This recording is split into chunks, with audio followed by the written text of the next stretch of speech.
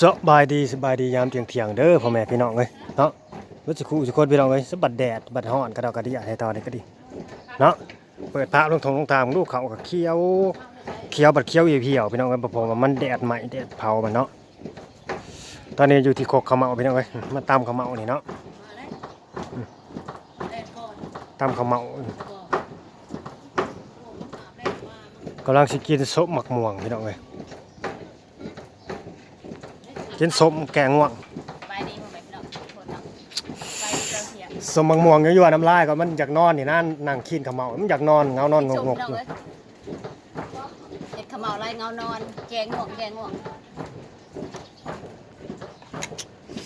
ลองดูพี่น้องมะม่วงมาหุ่นเด้อนี่เด้อมาจากถาดคนดูมะม่วงอะไรมะม่วงต่างประเทศโอ้แต่มือเอาไปถาดเลยซื้อมาบริกินใส่ตู้ไว้พี่น้องเอ้ยสำหรับราคาค่าส่งขมเมาเด้อพี่น้องเขาสิบอกในคลิปนี้เด้อรายละเอียดเด้อ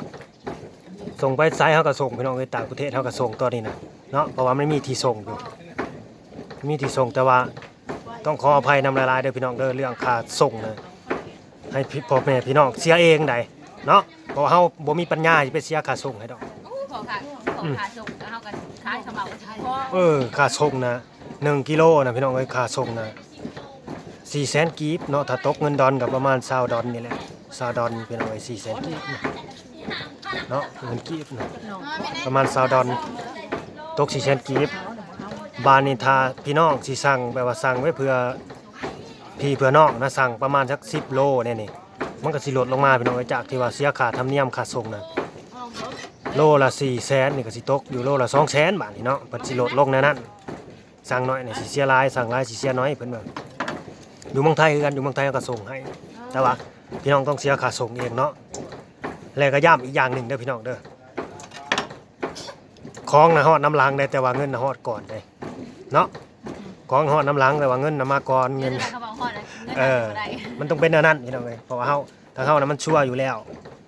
เนาะถ้าเฮานะมันชั่วบ่อึดข้าวเมาน่ะนั่นก็แม่นข้าวเมาอยู่ในชาติบ่หลายกินส้มก่อนมาอ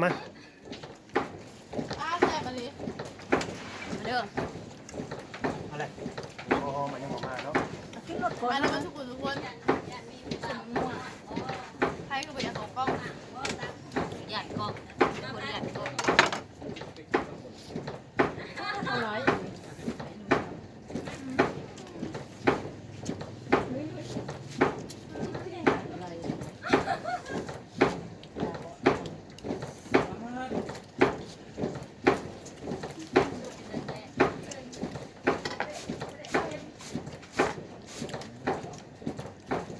สว่างทันทีเลยกดขมเมายังเงานอนมันไม่อันดีปากไม่กินกระเมาติดปากแล้วก็ยังใช่พอเอาคุ้มตาเห็ดก็หอมปีนอะไรขายในบ้านต้นผู้เช่าเขาออกนาผู้เช่าเขาต้องพอลืมบอกมันเปิดกันเติบหัวช่างเราไปนาไม่ได้แตะน้ำปิ่นไปเลยแล้วไม่ใหญ่บัดนี้บัดตั้มขมเมาแม่บ่หอมเห็นไหมรุดจะนี่เด้งโป้ห้าวมันจังนะแม่แก้กันงานลูกสะพ้ายเนาะหายกันเรียกว่าหายกันขมเมาก็รุดแช่มือสับไม่ใช่พลาดเพราะนั้นผมแก้วก็หมดอีมันสองขมเมาของแก้วเขา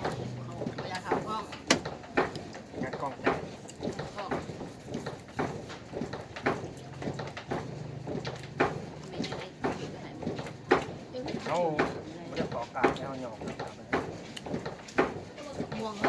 เลย กินส้มหอม ขอได้พอยไรพอยไร มาเลยแม่ พอยลัดขอได้จะวิ่งหนึ่งรอบอ้าว เขามากินพี่นะเฮ้ย นี่หมอนั่นน้ำลายเฮ้ยเยอะ เมื่อแม่ ไม่ได้ไม่หันไปหมอได้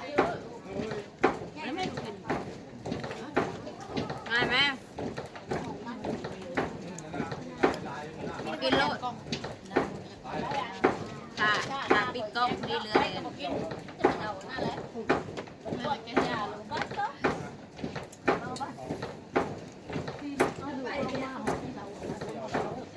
องหวงมันดับมันดับนิ่ม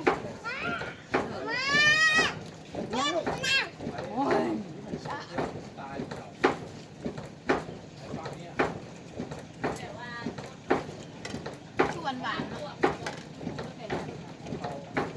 ครับเพื่อนเกือบเรื่องหนึ่งคน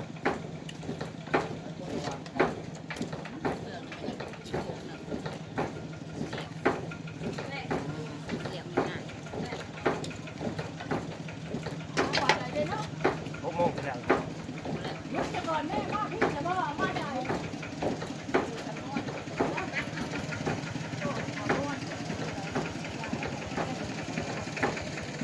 เขาขายนะเขาขาย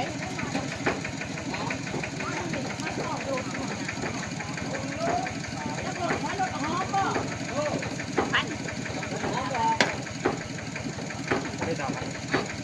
ยังร้านสั่งเขาพูดแล้วต้องใช้มาต้อง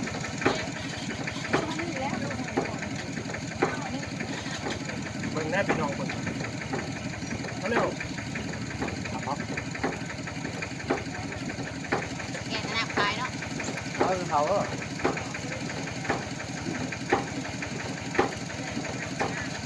ขายเลยก่อน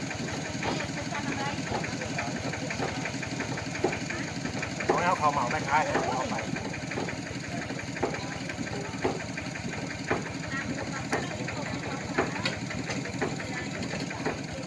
มาไหม ไข่ขายนั่นเอง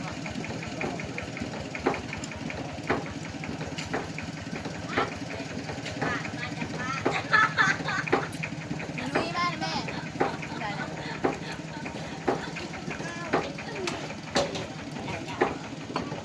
เขาอยู่กับเขาดังเงียบเลยสิ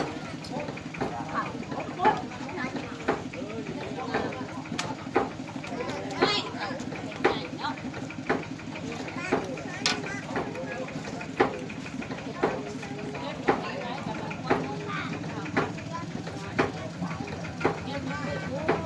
ตามมากับ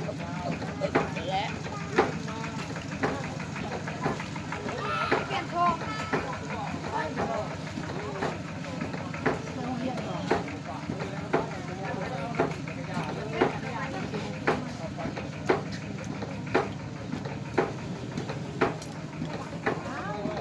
หอมเบอร์หอม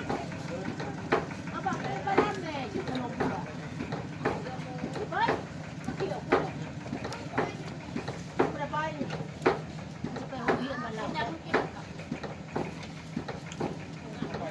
เอาไปประชุมแน่รอ2,000 เขาโอเคเรากินชมอย่างเดียว เกิดอุ่นไปลูกเดี๋ยวจะไม่นะเรื่องนี้กันหรอบักไปลูกใหม่ย่าเลยเด้อลูกเด้ออ๋ออ๋ออ๋อหลับไปแล้วเนาะไปเลย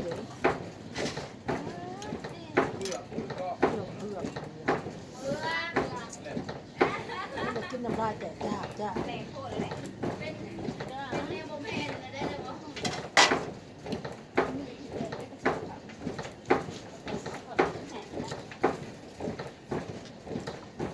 บ้านก็กินยาตัวนึง นั่นนะแม่ เปลือกไม่อร่อยก็เก็บไว้ตำ